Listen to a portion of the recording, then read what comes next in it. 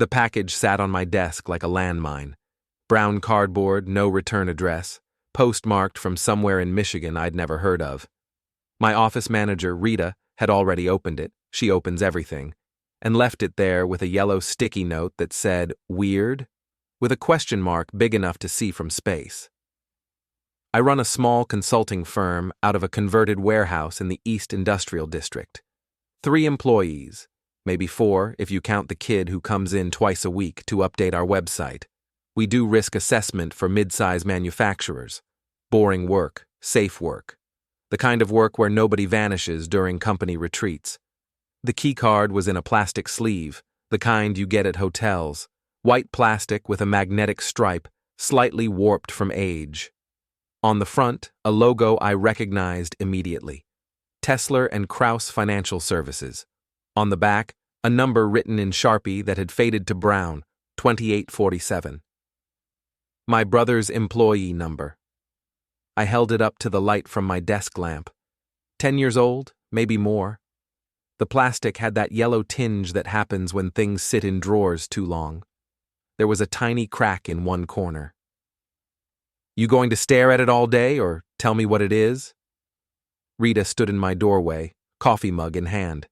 She's 62, been with me since I started this place, and has absolutely no patience for mystery.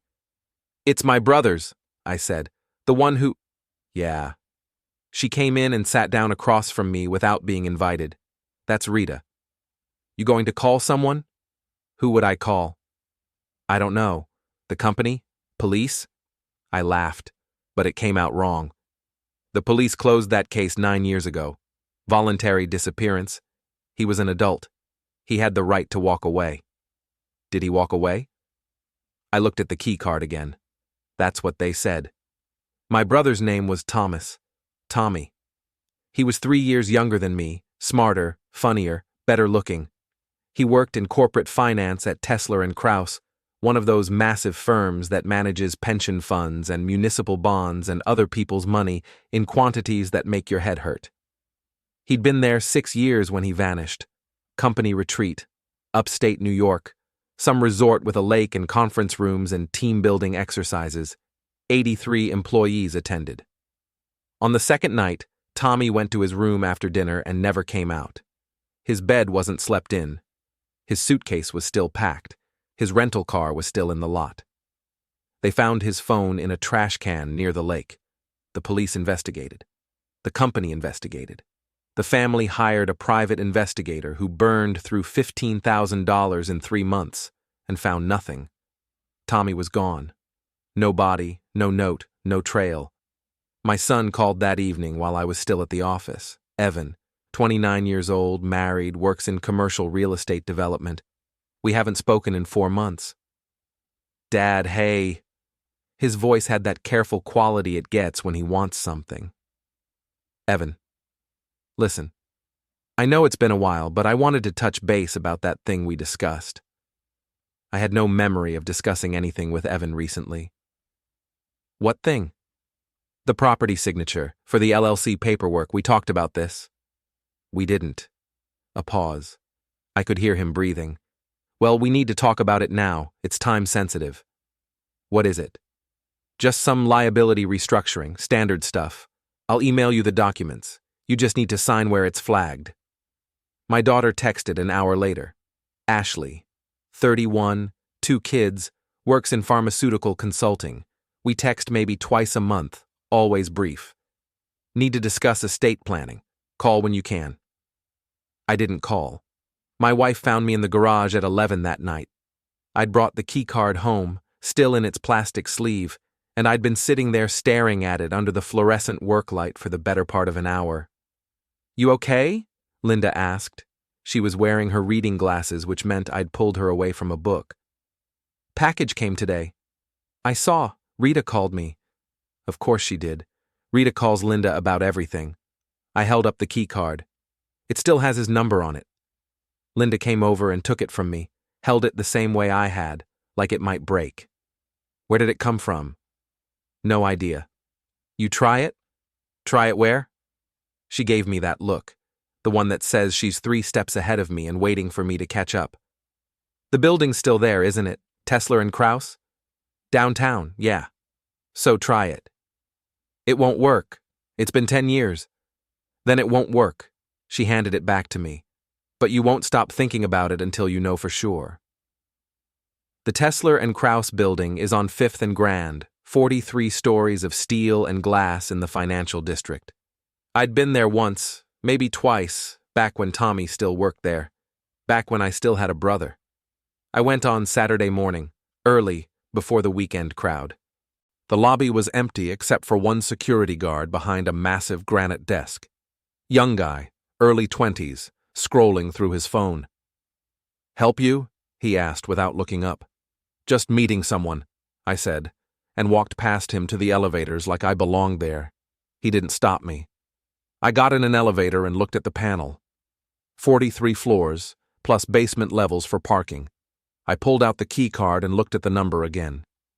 2847. Not a floor number. An employee number. I pressed 28. The elevator rose smooth and silent. 28 floors in less than a minute. The doors opened onto a standard corporate hallway. Beige carpet, white walls, fluorescent lights. A reception desk with nobody behind it. Saturday quiet. I walked the hallway, conference rooms, office doors, a break room with a coffee maker and a fridge humming in the corner. Nothing unusual. Nothing hidden. I went back to the elevator and tried other floors. 15, 32, 40, all the same. Corporate anonymity, the kind of space designed to be forgotten the moment you leave it. I was about to give up when I noticed the service elevator at the end of the 28th floor hallway. Unmarked steel doors, no call button, just a card reader mounted on the wall. I held Tommy's keycard up to it. The reader blinked green. The doors opened. Inside was different. No floor buttons, no panel. Just a plain steel box with a single card reader and a camera in the corner. I stepped in. The doors closed. The elevator didn't ask me where I wanted to go. It just started moving, down. I counted floors by feel, past the lobby, past the parking levels. The elevator kept descending, smooth and quiet, for what felt like too long. My ears popped. I thought about pressing the emergency button, but there wasn't one. When the doors finally opened, I was somewhere I'd never seen in any building schematic. The hallway was concrete, unpainted, industrial. LED strips along the ceiling instead of fluorescent panels. The air smelled like electricity and printer toner. There were doors every 20 feet, each with a small window and a card reader. No numbers, no names. I walked. The hallway turned left, then right. More doors. Some of the windows showed offices. Others showed what looked like server rooms. I saw people. Not many, but enough. Men and women in business casual, carrying tablets and coffee cups, moving with purpose. None of them looked at me. I followed the hallway until it opened into a larger space. Not quite a lobby, more like a break area. Vending machines, a water cooler, some chairs that had seen better days. On the far wall was a directory.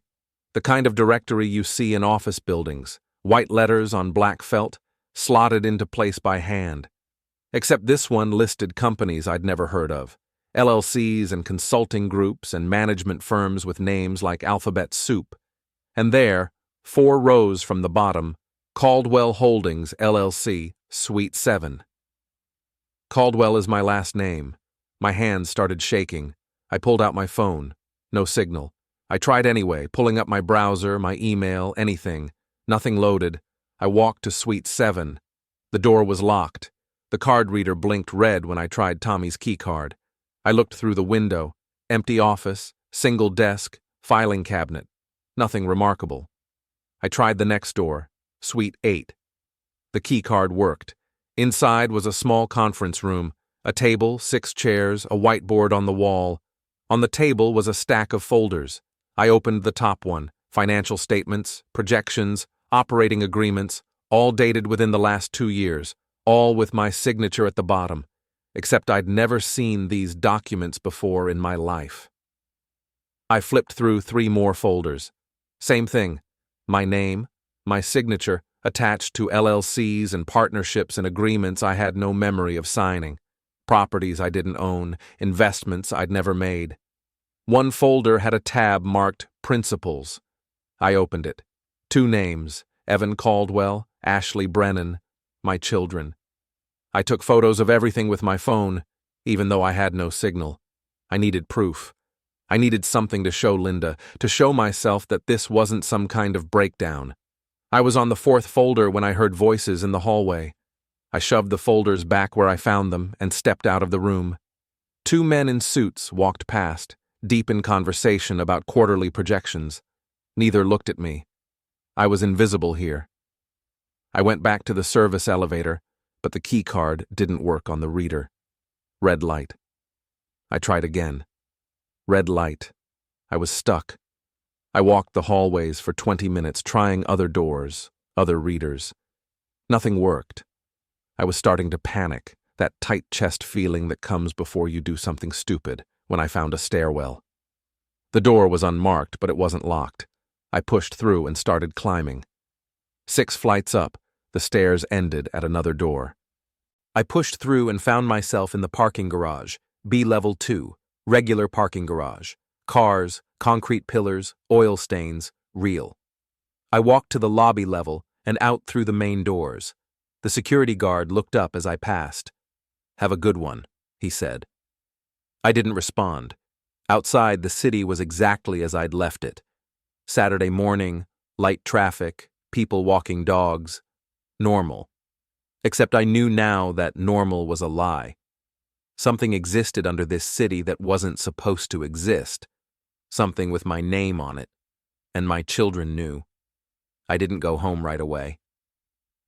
I sat in my car in a public lot 3 blocks from the Tesla and Krause building and tried to make sense of what I'd just seen. My phone had signal again. I pulled up the photos I'd taken in that underground office. They were all there, sharp and clear. Financial documents with my signature. LLCs I'd never heard of. Operating agreements for properties I didn't own. I zoomed in on one signature. The handwriting was mine. The slant, the pressure, the way I crossed my T's. Perfect. I called Linda. "Did you find anything?" she asked. "Yeah. And? I need to come home. We need to talk." "Okay. Not on the phone." She was quiet for a moment. "You're scaring me." "I'm scared too." The drive home took 15 minutes. Linda was waiting in the kitchen with coffee already poured. She'd changed out of her weekend clothes into jeans and a sweater, which meant she was taking this seriously. I showed her the photos. She scrolled through them slowly, her face getting tighter with each swipe. When she finished, she set the phone down and looked at me. "These are real? I took them an hour ago. This is your signature." "I know. Did you sign these?" "No." She picked up the phone again, went back to the first photo, the one showing Evan's name. "When did he ask you to sign something?" "Yesterday. On the phone. He said it was LLC paperwork." "Did you sign it?" "No. He said he'd email it." She scrolled to another photo, this one showing a property address I didn't recognize. "What about Ashley?" "She texted. Wanted to talk about estate planning." Linda set the phone down again and stood up. She walked to the kitchen window and looked out at the backyard. We'd lived in this house for 32 years, raised 2 kids here. I could see her reflection in the glass, her arms crossed, her jaw tight. "How long has this been going on?" she asked. "I don't know." "Guess." "Based on the dates on those documents? At least 3 years." She turned around. 3 years. Maybe more. And you never noticed. It wasn't a question. It was an accusation. And it landed like a punch. Because she was right. I hadn't noticed. I'd been too busy being the safe one, the reliable one, the one who ran a boring consulting firm and didn't ask questions.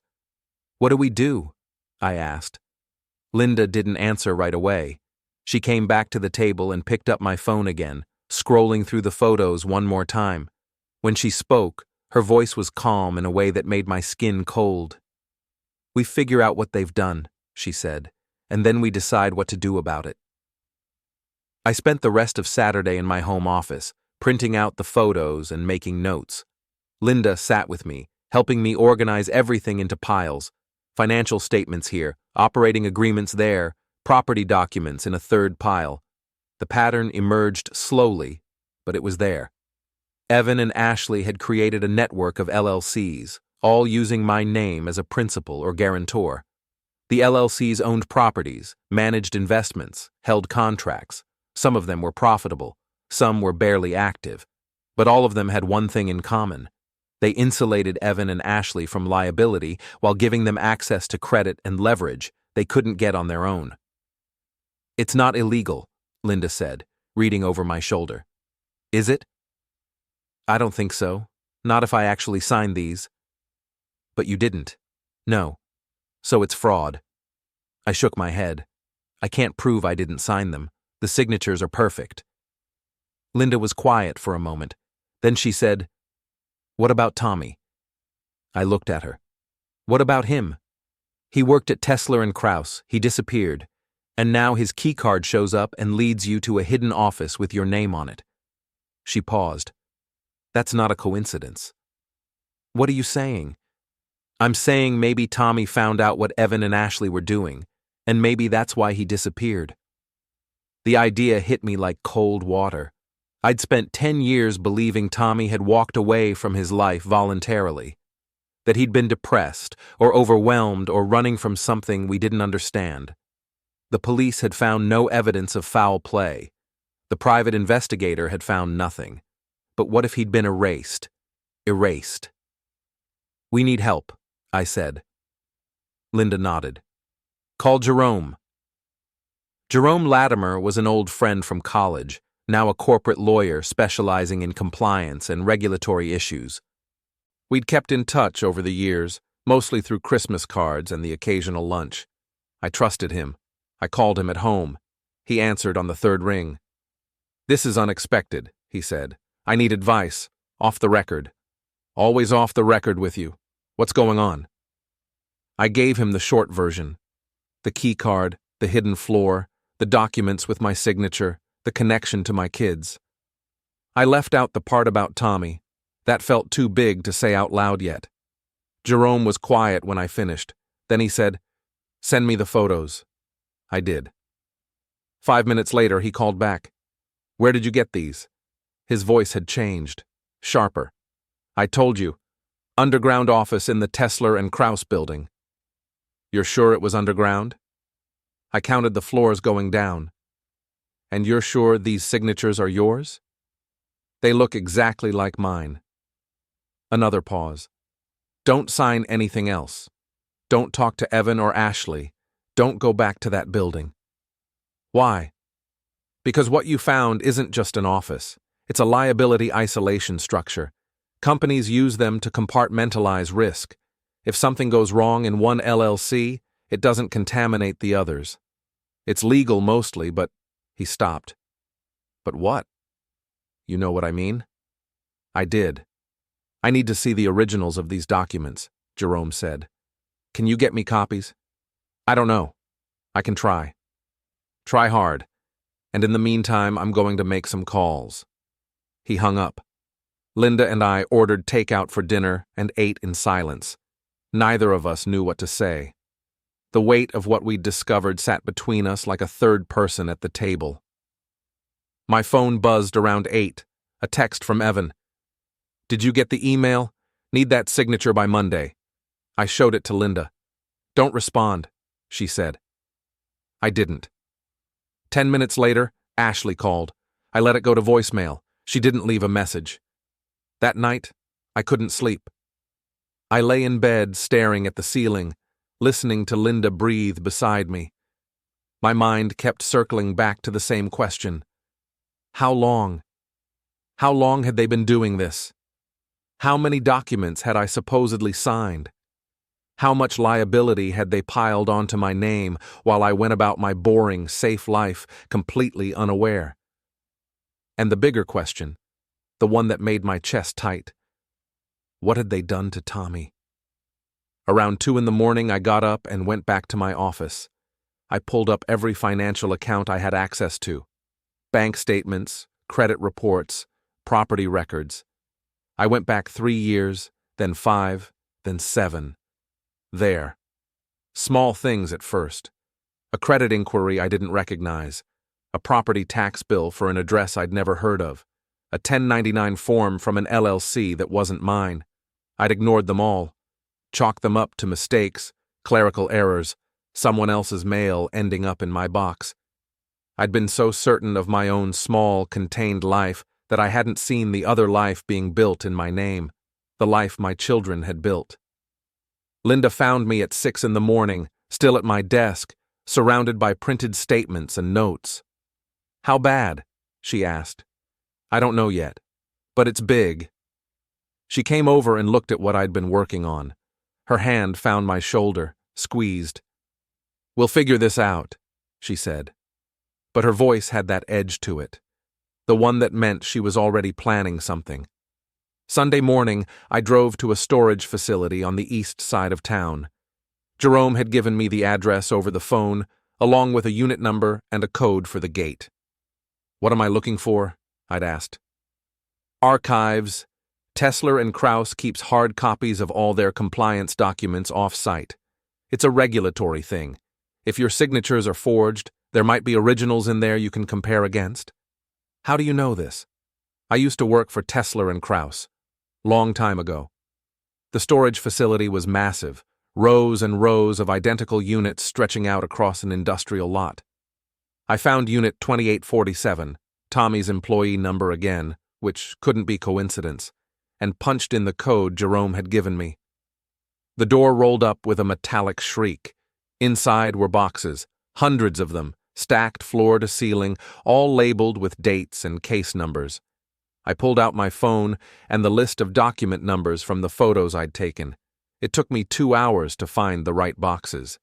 They were in the back, marked with dates from 3 years ago.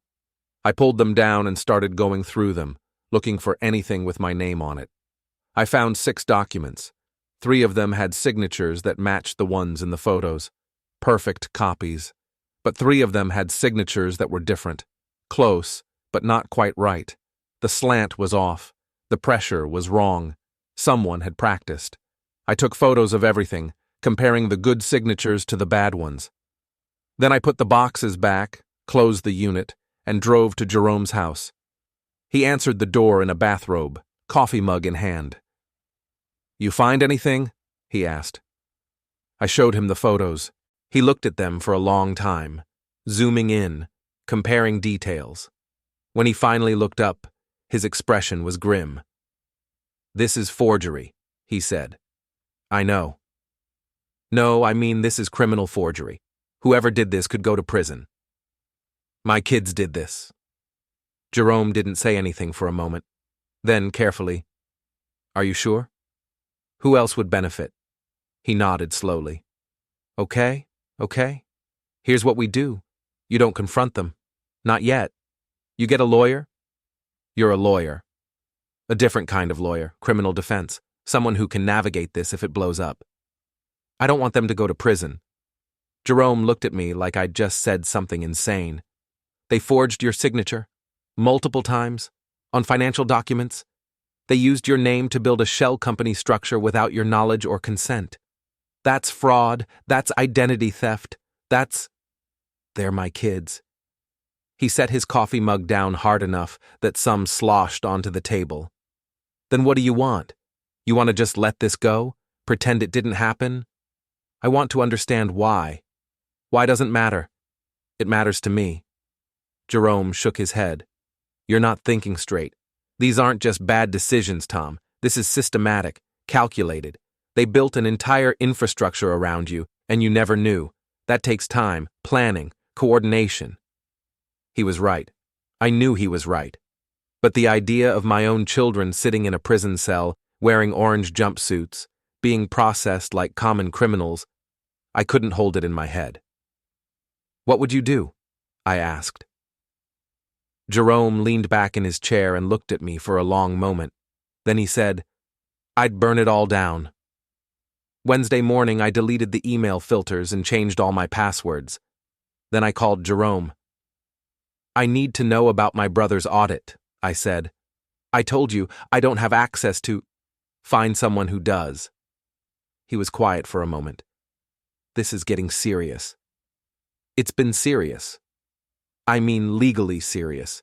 If you're planning to do something, I'm planning to understand what happened to Tommy. That's all. Another pause. Give me a day. He hung up.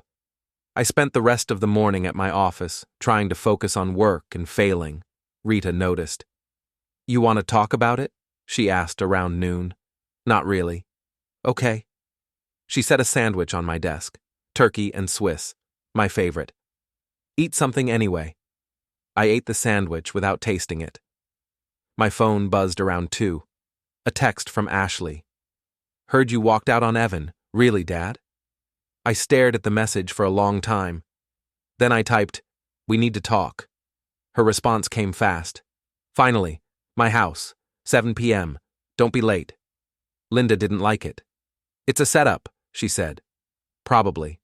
So don't go. I have to. Why? Because I need to see her face when I tell her I know. Linda shook her head, but didn't argue. She knew me well enough to know when I'd made up my mind. Ashley lived in a gated community on the north side, one of those neighborhoods where the houses all look like minor variations on a theme, and the HOA has opinions about mailbox colors. Her house was a 2-story colonial with a 3-car garage and landscaping that probably cost more than my annual salary. Kyle answered the door. Ashley's husband, mid-30s, investment banker, the kind of guy who wears running shoes that cost $300. Mr. Caldwell, come in. He led me through the foyer to a living room that looked like it had been staged for a magazine shoot. White furniture, abstract art, a coffee table that was definitely not meant to hold coffee. Ashley was sitting on the couch, laptop open. She closed it when I came in and smiled. Dad, thanks for coming. You said we needed to talk. We do. Sit down. I sat in a chair across from her. Kyle stayed standing by the doorway, arms crossed, blocking the exit. Evan told me about your conversation, Ashley said. He's worried about you. He's worried about himself. Dad, come on. We're family. Are we? She blinked. What's that supposed to mean? It means I know what you've been doing. Both of you. The LLCs, the forged signatures, the email filters, all of it. For a second, neither of them reacted. Then Ashley laughed. Forged signatures? Dad, that's insane. Is it? Yes. You signed those documents. We have proof. You have faked emails. We have legitimate correspondence that you're apparently choosing not to remember. There it was again. The implication that I was losing my mind. I remember fine, I said. Do you? Because from where I'm sitting, you're showing signs of early cognitive decline, paranoia, memory loss, conspiracy thinking. Kyle shifted his weight, still blocking the door. I'm not paranoid, I said. Then what do you call this? Accusing your own children of fraud? I call it recognizing a pattern. Ashley closed her laptop and set it aside. What pattern? Using me, manipulating me. Building your careers on my name while treating me like I'm too stupid to notice. Her expression hardened. We've treated you with nothing but respect. You've treated me like a resource. Because that's what family does. We help each other. By forging my signature? We didn't forge anything. Then explain the practice signatures in the Tesler and Krauss archives. That got her. Just for a second, her mask slipped. I saw surprise, then anger, then calculation. You went through compliance archives? She asked. I did. That's illegal. So is identity theft. We stared at each other. Kyle had moved slightly, still blocking the door, but closer now. You should leave, Ashley said quietly. Not until you tell me about Tommy. What about him? He was auditing your LLCs before he disappeared. Ashley's face went blank. I don't know what you're talking about. Brennan Holdings, the LLC on the compliance floor. Tommy found something, didn't he? Dad, you need to stop this. What did he find? There's nothing to find. Tommy left because he wanted to leave. That's what the police said. That's what the investigators said. He made a choice. Or you made it for him. Kyle stepped forward. Mr. Caldwell, I think you should go. I'm talking to my daughter. And I'm telling you to leave. I stood up. Kyle was bigger than me, younger, probably stronger. But I'd been angry for 3 days straight, and I was done being careful. What did you do to my brother? I asked Ashley. Nothing. Liar. Kyle grabbed my arm. That's enough. I pulled away. Don't touch me. Then leave. Not until she answers the question. He grabbed me again, harder this time. I shoved him back. He didn't let go. We stumbled into the coffee table. Something glass shattered. Stop it! Ashley was on her feet. Kyle had me by the collar now, pushing me toward the door. I tried to break his grip, but he was too strong. We hit the doorframe. Pain shot through my shoulder. You're done, he said in my ear. You come back here. I call the police. He shoved me out onto the porch and slammed the door. I stood there for a moment, breathing hard, my shoulder throbbing. Through the window, I could see Ashley on her phone, probably calling Evan, probably planning their next move. I walked to my car and sat in the driver's seat. My hands were shaking again. I pulled out my phone and called Linda. How'd it go? She asked. Kyle threw me out. Are you hurt? My shoulder. I'll be fine. Come home. I started the car. I need to find Tommy. Tom, he's alive. I know he is. They did something to him, and I need to find out what. Okay, but come home first. We'll figure it out together. I drove home in silence, my mind racing. Patricia Vance had said Tommy wasn't a problem anymore, that he wasn't a problem. That meant he was alive. Somewhere. When I got home, Linda was waiting with ice for my shoulder and a bottle of whiskey. I took both. They're going to say I attacked Kyle, I said. Did you? He grabbed me first. That's not what they'll say. She was right. They'd spin it, make me the aggressor, the unstable father having a breakdown. We need to move faster, I said. I know. I need to find Tommy before they can bury this any deeper. Linda poured herself a whiskey and sat down next to me. Jerome called while you were gone. He found someone who worked on Tommy's audit. Who? She wouldn't give her name, but she'll meet you tomorrow. Same coffee shop as before, 11 a.m. Did she say what she knows? No, just that she has documentation. I drank the whiskey. It burned going down, but it helped. I'm sorry, I said. Linda looked at me. For what? For not seeing this sooner, for letting them use you too. She put her hand over mine. Stop. This isn't your fault. I should have paid more attention. They're professionals at this, Tom. They've been planning it for years. You can't blame yourself for not seeing something they worked so hard to hide. But I did blame myself. Because a better father would have noticed. A smarter father would have asked questions. A more engaged father wouldn't have been such an easy target. My phone buzzed, a text from an unknown number. You're making this worse. Stop now or we'll make you stop. I showed it to Linda. They're escalating, she said. Good. Good? It means we're getting close to something they don't want us to find. She looked at the message again. What if they're serious? Then we'd better find it fast. The woman was waiting when I arrived at the coffee shop Thursday morning. She was younger than I expected, maybe 40, with dark hair pulled back and the kind of tired eyes that come from seeing too much. She didn't introduce herself, just nodded toward a table in the back corner, away from the windows. I sat down across from her.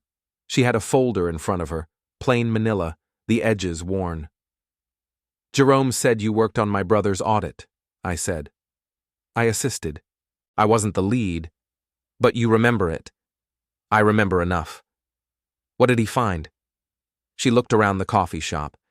It was mostly empty, just a few people with laptops scattered around. Your brother was good at his job. Very good. He could see patterns other people missed. What pattern did he see? She opened the folder and pulled out a single sheet of paper. It was a diagram, hand-drawn, showing connections between various LLCs. I recognized some of the names: Caldwell Holdings, Brennan Holdings. Others I'd never seen. This is what your brother was mapping when he disappeared, she said. A network of shell companies all connected through the compliance floor, each one insulating the others from liability, each one sharing resources and risk. That's not illegal. No.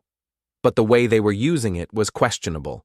They were shifting losses from profitable LLCs to ones that existed purely on paper, making it look like legitimate business activity when really it was just accounting tricks.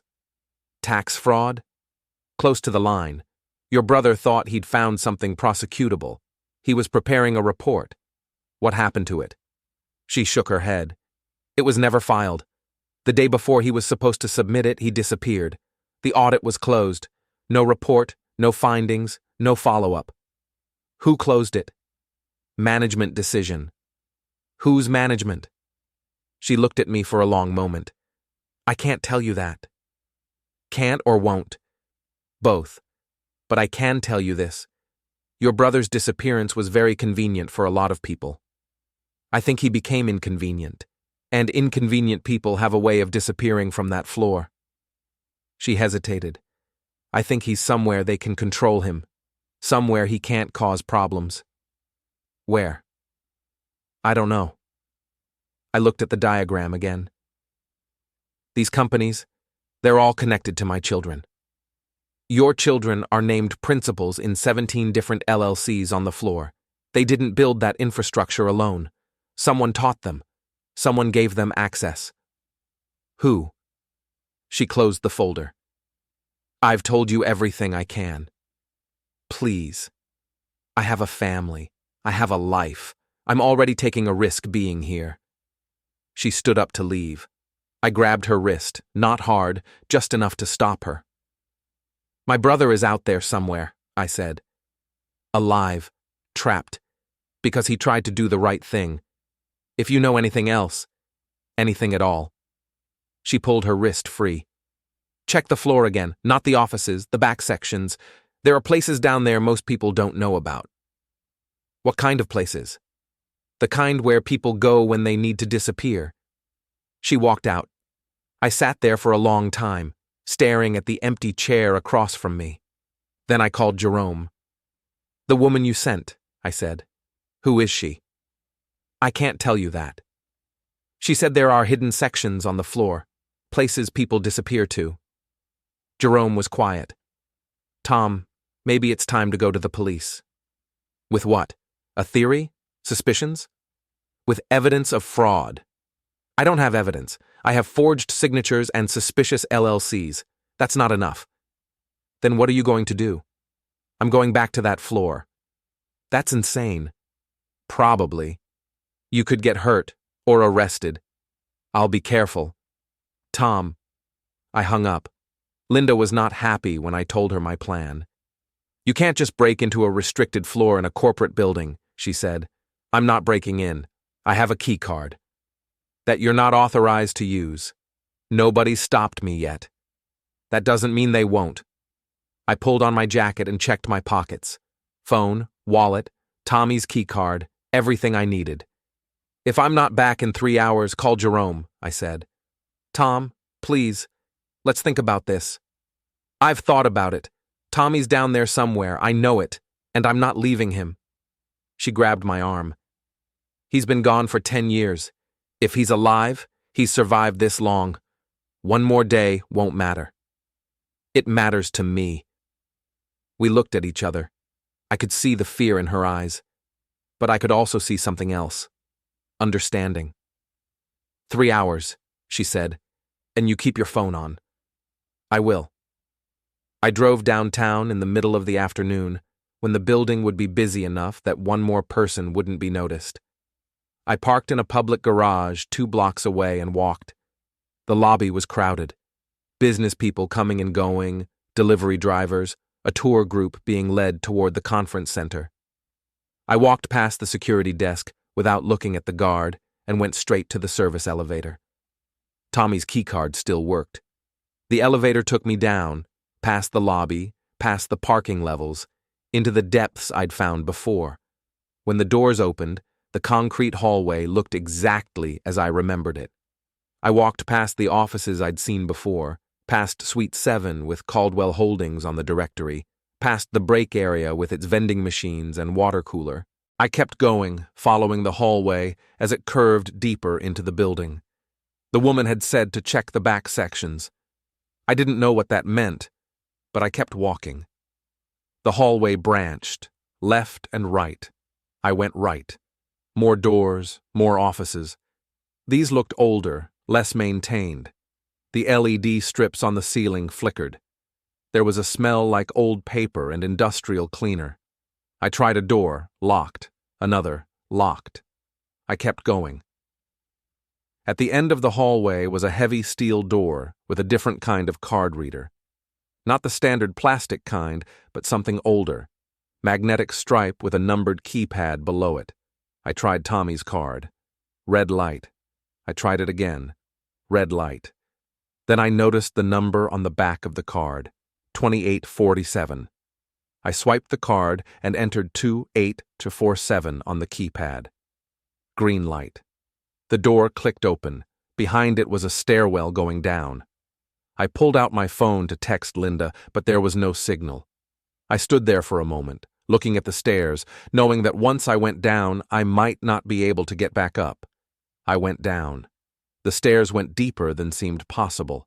I lost count after 6 flights. My legs burned. The air got colder. Finally, the stairs ended at another door. This one wasn't locked. I pushed through into a hallway that looked different from the others. Older. The walls were brick instead of concrete.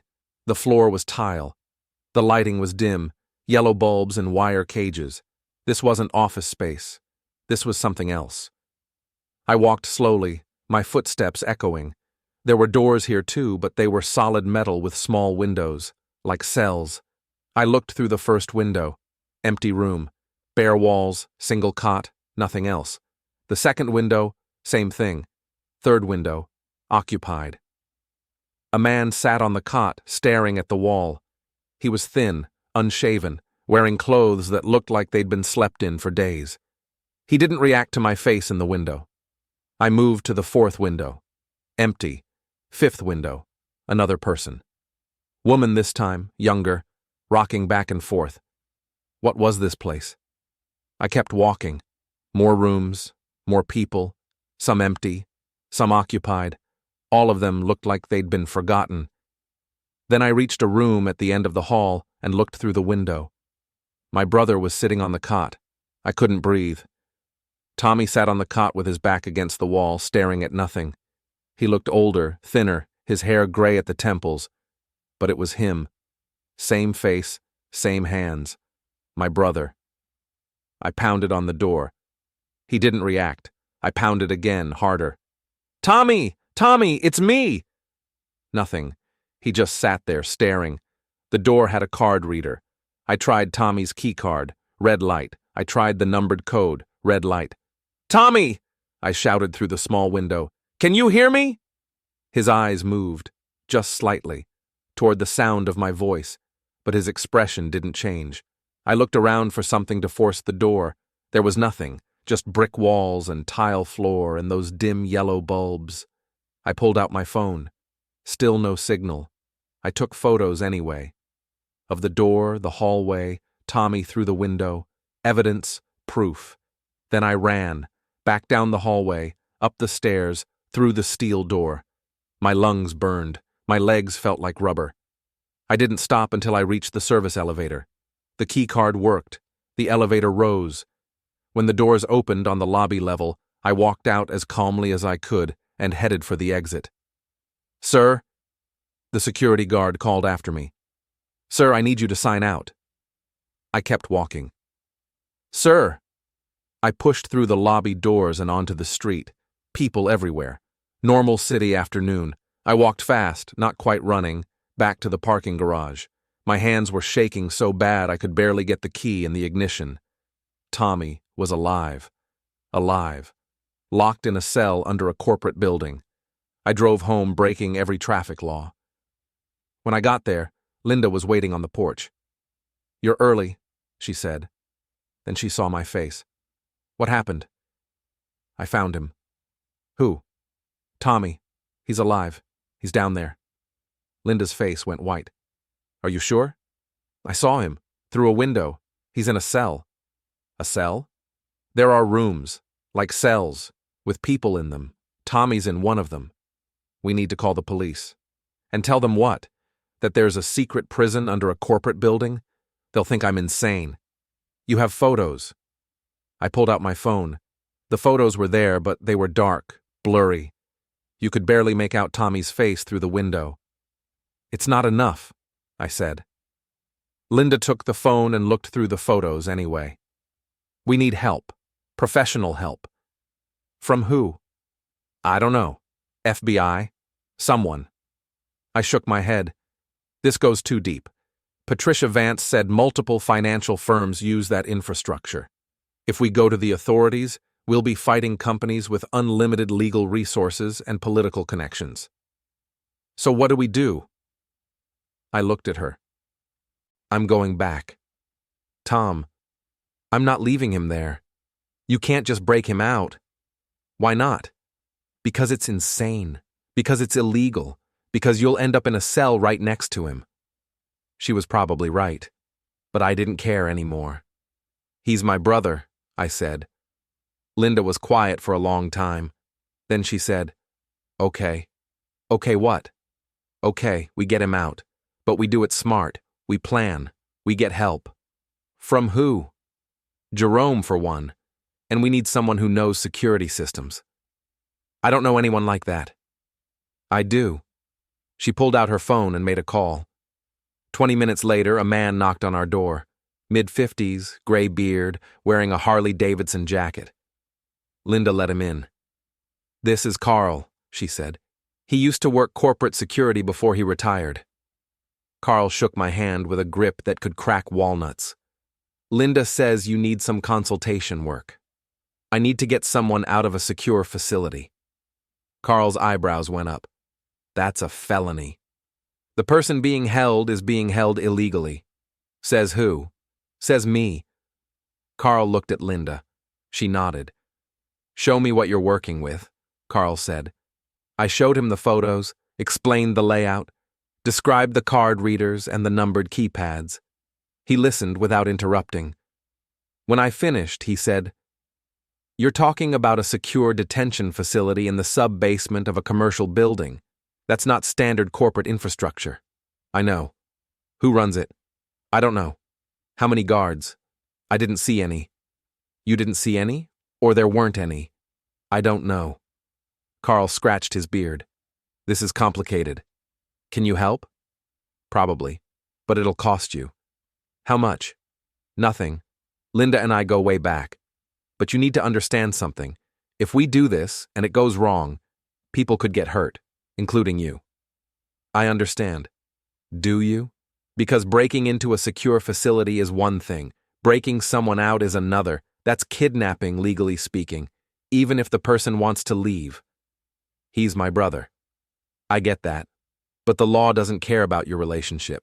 If we get caught, we're all going to prison." I looked at Linda. She looked back at me with an expression that said she was all in, whatever happened.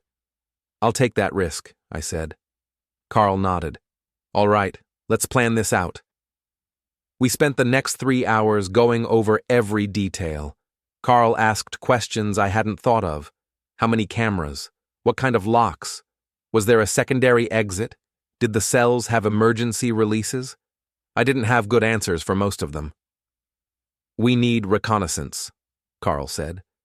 "Before we can do anything, we need to know exactly what we're dealing with." "I can go back," I said. "Not alone. You need backup. Someone who can watch your six while you're focused on getting information." "I'll do it." Linda said. Carl and I both looked at her. No way, I said. Why not? It's too dangerous. And it's not dangerous for you? I'm trained for this kind of thing. You run a risk assessment firm. You sit at a desk. She had me there. Linda's right, Carl said. You need someone with you, and she's less likely to be stopped if security notices her. Middle-aged woman looks less threatening than middle-aged man. I don't like it, I said. I don't care, Linda said. Tommy's my family too. We went back that night, late, after midnight, when the building would be emptiest.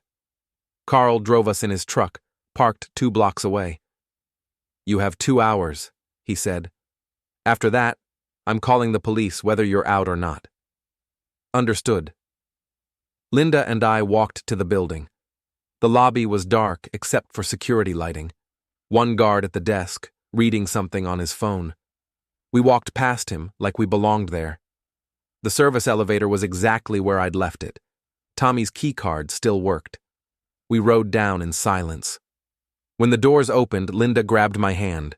We walked together through the concrete hallways, past the offices I recognized, past the break area, to the steel door at the back. I entered the code. Green light. Down the stairs. 6 flights. Through the second door into the brick hallway. Oh my God, Linda whispered. The cells were still there. The people were still there. We walked slowly, looking through each window. Most of the people didn't react to us. They just sat or lay on their cots, staring at nothing. At the end of the hall, Tommy's cell. Linda looked through the window and started crying. Is that really him? She asked. Yeah. She pressed her hand against the glass. Tommy, can you hear me? He turned his head, slowly. His eyes focused on Linda's face in the window. And for the first time, I saw recognition. His lips moved. No sound came through the door, but I could read the words. Linda? She nodded, tears streaming down her face. We're going to get you out. I promise. I tried the card reader again. Red light. I tried every combination of numbers I could think of. Nothing worked. We need to go, I said. We can't leave him. We're not. But we need to come back with the right equipment. Linda didn't want to move. She kept her hand pressed against the glass, looking at Tommy. I promise, she said again. We're coming back. We left. The walk back up the stairs felt longer. Linda was shaking, crying quietly. I put my arm around her shoulders. When we got to the service elevator, I noticed something I'd missed before. A maintenance panel next to the card reader. I pulled it open. Inside was a circuit board with wiring running to the reader, and on the back of the panel, written in pencil, Maintenance Override 000000. I stared at it for a long moment. Then I closed the panel. What did you find? Linda asked. Maybe a way in. We rode the elevator up and walked out through the lobby. The security guard didn't even look up from his phone. Carl was waiting in the truck. Well? He asked. We found him, Linda said. He's alive. He recognized me. Can you get him out? I showed Carl the photo I'd taken of the maintenance panel. There's an override code. If it works on the cell doors, big if. It's all we have. Carl studied the photo. Okay, but we need to be smart about this. No more improvising. We plan every step. We have backup plans for the backup plans. When? I asked. Tomorrow night. We'll need equipment, but I can get what we need by then. What kind of equipment? He smiled. The kind that opens doors. Friday morning, I went to work like everything was normal. Rita noticed immediately that everything was not normal. You look like you haven't slept, she said. I haven't. Want to talk about it? No. She brought me coffee anyway. Strong, black, the way I like it. I sat at my desk and tried to focus on spreadsheets, but my mind kept drifting back to Tommy's face in that cell window. 10 years. He'd been down there for 10 years. My phone rang around 10. Evan. I stared at it for 3 rings before I answered. What? Dad, we need to talk about the incident at Ashley's. What incident? Don't play stupid. Kyle said you assaulted him. He grabbed me first. That's not how he tells it. I don't care how he tells it. Evan was quiet for a moment. Dad, you're not well. We all see it. The paranoia, the accusations, the violence. You need help. I need you to tell me the truth. About what? About Tommy. Silence. Then, what about him? Where is he? How would I know? He disappeared 10 years ago. You know exactly where he is. Dad, you're not making sense. I saw him, Evan, yesterday. In a cell under the Tesler and Krause building. The silence stretched longer this time. When Evan finally spoke, his voice had changed. Colder. You need to stop this. Why? Because I'm getting too close? Because you're losing your grip on reality. First the conspiracy theories about signatures, now hallucinations about Tommy. This is serious, Dad. You need psychiatric help. I'm not hallucinating. Then prove it. Show me evidence. I almost sent him the photos. Almost. But something stopped me. Some instinct that said once he knew how much I knew, there'd be no going back. You already know what I found, I said. I know you're having a breakdown, and I know Mom's enabling it instead of getting you the help you need. Leave your mother out of this. She's part of the problem. You're both spiraling together. I hung up. 30 seconds later, Ashley called. I didn't answer. She called again. I turned my phone off. Jerome called the office line. Rita said you're having a rough morning, he said. You could say that. I heard you went back to the building last night. How did you? Carl called me, wanted to make sure I knew what you were planning. And I think you're insane. But I also think you might be right about Tommy. So you'll help? I'll be your lawyer when this all goes to hell. That's the best I can do. That's enough. Jerome sighed. Tom, listen to me. What you're planning to do is illegal, extremely illegal. Even if you're right about everything, even if Tommy's being held against his will, breaking him out makes you a criminal. I know. Do you? Because there's no coming back from this. You get caught, you go to prison. Linda goes to prison, Carl goes to prison. Your whole life gets destroyed. My life's already destroyed. My children have been using me for years. My brother's in a cell. What else is there to lose? Your freedom. I'll take that risk. Another sigh. Okay. But promise me something. What? Promise me you'll document everything. Photos, videos, written statements.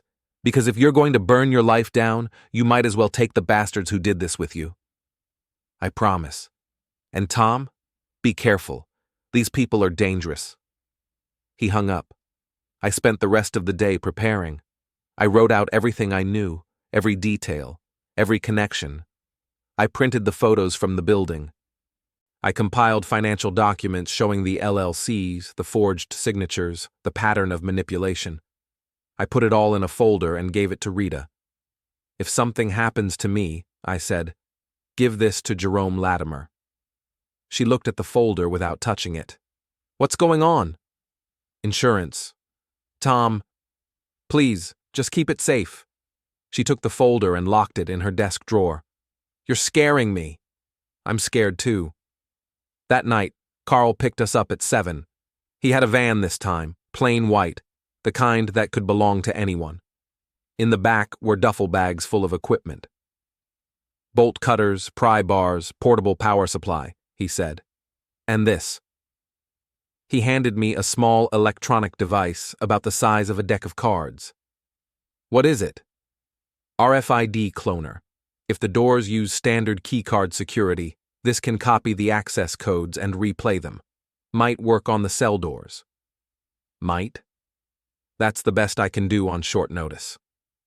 Linda climbed into the van. She was wearing dark clothes, her hair pulled back. She looked determined. You don't have to do this, I said. Yes, I do. We drove downtown in silence. Carl parked in the same spot as before, 2 blocks from the building. "Same rules," he said. 2 hours. After that, I'm gone, and you're on your own. What if we're not out in 2 hours? Then you're probably not coming out at all. We walked to the building. It was Friday night, late. The streets mostly empty. The lobby was dark. One security guard, different from the last time, sitting at the desk watching a small TV. We walked past him. He glanced up, saw Linda, and went back to his show. The service elevator, Tommy's keycard, down. The hallways were exactly as we'd left them. Empty, quiet, the LED strips humming overhead. We moved quickly through the familiar route, past the offices, to the steel door at the back. 2847, green light, down the stairs, through the door into the brick hallway. The cells were still occupied. We passed them one by one, Linda looking through each window, her face getting tighter. "How many people are down here?" she whispered. "I don't know. 20? 30? We can't leave them. We can't take them all. We have to try." We reached Tommy's cell. He was sitting on the cot, exactly where we'd left him. When he saw us through the window, he stood up, slowly, like his joints hurt. I pulled out the RFID cloner and held it up to the card reader. It beeped. Numbers scrolled across its tiny screen. "Is it working?" Linda asked. "I think so." The device beeped again. Then the card reader turned green. The lock clicked open. I pulled the door and Tommy stepped out. He looked at me for a long moment, then at Linda. His eyes were hollow, his face gaunt, but he was standing. He was real. "Tom?" His voice was rough, like he hadn't used it in a while. "Yeah, it's me." "How long?" 10 years. He closed his eyes. 10 years. Linda threw her arms around him. He stood there stiffly at first, then slowly raised his hands and hugged her back. "We need to go," I said. "The others," Tommy said. "What?" He gestured at the other cells. "We can't leave them." "Tommy, we don't have time. We can't leave them." He was right. I knew he was right. But opening every cell would take time we didn't have. Linda pulled out her phone and started taking photos. Every cell, every person inside. Evidence. I used the RFID cloner on the next door. Green light. Lock clicked. A woman stumbled out, blinking in the hallway light. Next cell. Same thing. A man, older, confused. We worked our way down the hall, opening cells one by one. Some people came out immediately, others had to be coaxed. A few wouldn't leave their cells at all, too broken or too afraid. By the time we reached the end of the hallway, we had 16 people standing in the corridor, all looking at us with varying degrees of confusion and hope. "This way," I said, leading them toward the stairs. We moved slowly. Some of them could barely walk. Tommy helped a woman who seemed to have trouble with her balance. Linda stayed at the back, making sure no one fell behind. We made it up the first flight of stairs, then the second, third. On the fourth flight, the lights went out. Emergency lighting kicked in, dim red bulbs that barely illuminated the stairs. Someone screamed. The group stopped moving. "Keep going," I said. "Don't stop." We climbed in darkness, the red emergency lights casting everything in shadows. My phone buzzed. I pulled it out, a text from Carl. "Security active, get out now." We reached the top of the stairs. The steel door was closed. I tried the handle, locked. I tried the RFID cloner, red light. I tried it again, red light. "It's not working," I said. "Try the override code," Linda said. I punched in 0000. Nothing. I tried Tommy's employee number. Nothing. Behind us I heard voices, shouting, coming from below. "They're coming," Tommy said. We were trapped. I pressed my shoulder against the steel door and pushed. It didn't budge. Behind us, the voices were getting closer. Footsteps on the stairs, multiple people, moving fast. "Move back!" Carl's voice came from the other side of the door. We pressed against the walls. There was a loud bang, then another. On the third impact, The door burst inward, hinges screaming. Carl stood there with a hydraulic door ram. Go, go, go! We poured through the opening, 16 rescued prisoners plus the 3 of us. The concrete hallway stretched ahead. Behind us, the footsteps were on the stairs now, maybe 2 flights down. This way, I said, leading the group toward the service elevator. But when we got there, the elevator was gone. The doors were closed, the indicator showing it was at the ground floor. Stairs, Tommy said, pointing to a door marked Exit. We ran. The group was struggling, some of them limping, others gasping for air. These people had been sedentary for who knows how long. Their bodies weren't ready for this. The stairwell door opened onto concrete steps going up. We started climbing, Carl at the front, me at the back. The door below us burst open.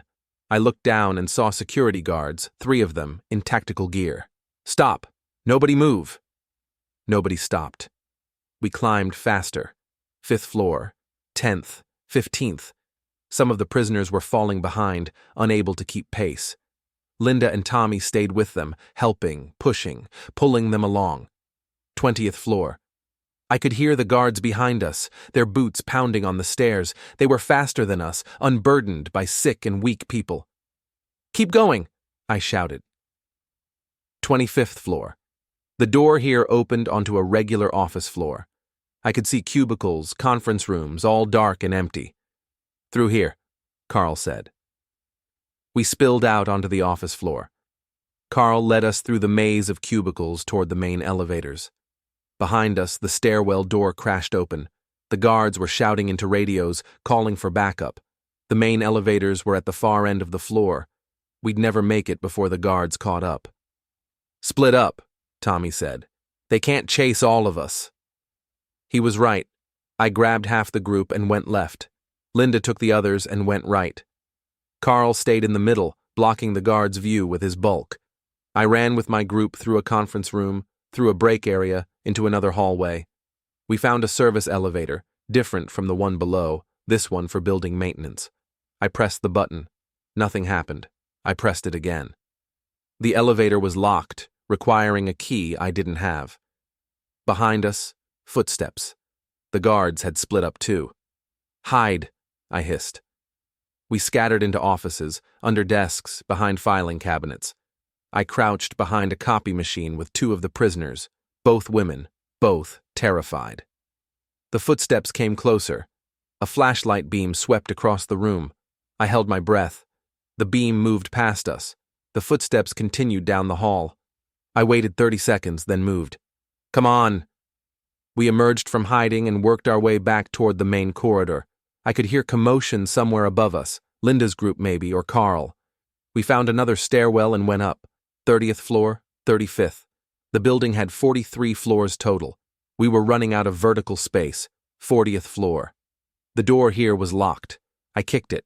Pain shot through my foot, but the door held. I kicked it again. The lock shattered and the door swung open.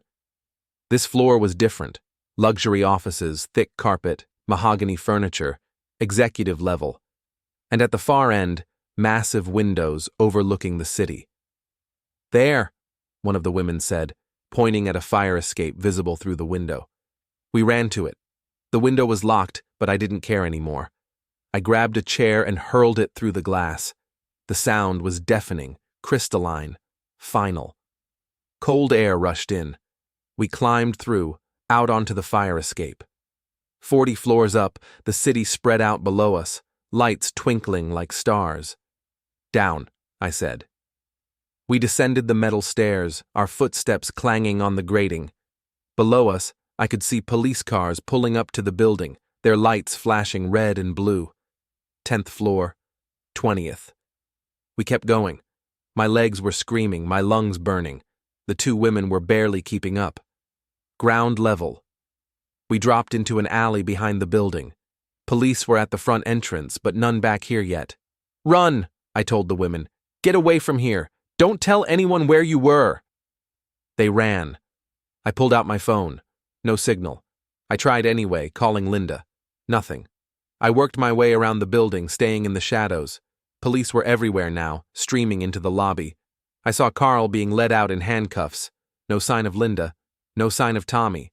I tried calling again. This time it connected. Tom? Linda's voice breathless. Where are you? Roof. We're trapped. My stomach dropped. How many with you? 8. Tommy's here, but they've blocked the stairwell. We can't get down. I looked up at the building. 43 floors of steel and glass. The roof was too high to see from street level. I'm coming, I said. Don't. They'll catch you too. I'm coming. I hung up and looked around. The police were focused on the front entrance and the lobby. The fire escape I'd used was on the west side of the building, mostly hidden from view. I went back to it and started climbing. Up. Always up. My legs felt like they were made of concrete. Each step was agony. But I kept going. 30th floor. 35th. 40th. The top 3 floors had no fire escape access. I had to go through the shattered window back into the executive office and find the stairs to the roof.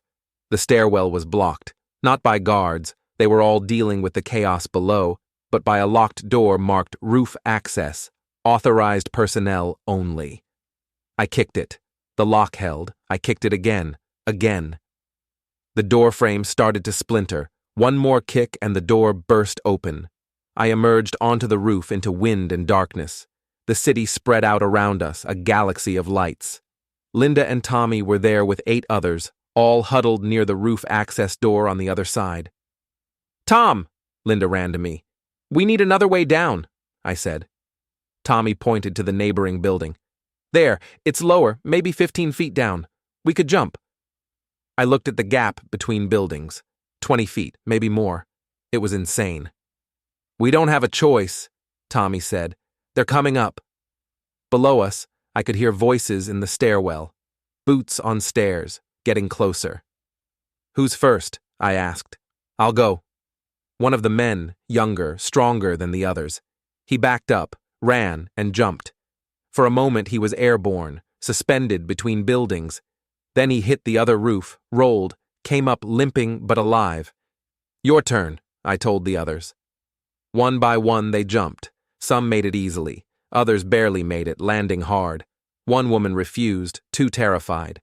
I can't, she said. You have to, Linda said gently. I can't. The roof access door behind us burst open. Guards poured out, weapons drawn. Nobody move. The woman who'd refused to jump put her hands up. 2 others did the same, but the rest of us ran for the edge. Jump, I shouted. Linda went first. She made it. Tommy went next. He made it too. I jumped. The gap seemed wider in the air than it had from the ground. For a moment, I was certain I wouldn't make it, that I'd fall 43 floors into the alley below. Then my hands hit concrete. My chest slammed into the edge of the building. Pain exploded through my ribs, but I held on. Tommy grabbed my arms and pulled. I scrambled up and over the edge, collapsing on the roof of the neighboring building. Behind us, the guards were at the edge of the other roof. They didn't jump. Too far, too risky, too much liability. But they were radioing for backup. Move, Tommy said. We found a roof access door on this building. It was unlocked. We piled through and down the stairs, moving as fast as we could with exhausted, injured bodies. This building was residential, apartments.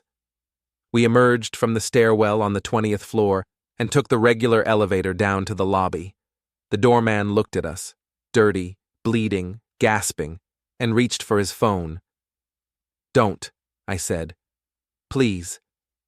He looked at us for a long moment. Then he put the phone down. Out the back, he said quietly. We went out through a service entrance into another alley. No police here. Not yet. This way, Tommy said. He led us through a maze of alleys and side streets, moving with a certainty that suggested he'd planned this route before. Maybe he had. Maybe during his 10 years in that cell, he'd thought about nothing but escape. 5 blocks from the building, we found a parking garage. Carl's van was on the 3rd level, exactly where he'd left it. But Carl was gone. Arrested. Can you drive this? I asked Tommy. Yeah. We piled in. Linda, Tommy, me, and 6 others we'd rescued. The van was designed for cargo, not passengers, but we made it work. Tommy drove, not toward home, but east, out of the city. We crossed the bridge and kept going, into suburbs that turned into exurbs that turned into farmland. Nobody spoke. Somewhere around midnight, Tommy pulled into a rest stop. We were 50 miles from the city, maybe more. Far enough. We need to split up, he said. What? Linda asked. They're looking for all of us now. 9 people together is too obvious. We need to scatter. He was right. The others understood. One by one they got out, thanked us quietly, and disappeared into the night. Some had phones, others didn't. None of us exchanged names or information. Better that way. When they were gone, it was just the 3 of us in the van. Family. Where do we go? Linda asked. Somewhere they won't look, Tommy said. Where's that? He smiled. It was the first time I'd seen him smile in 10 years. I know a place.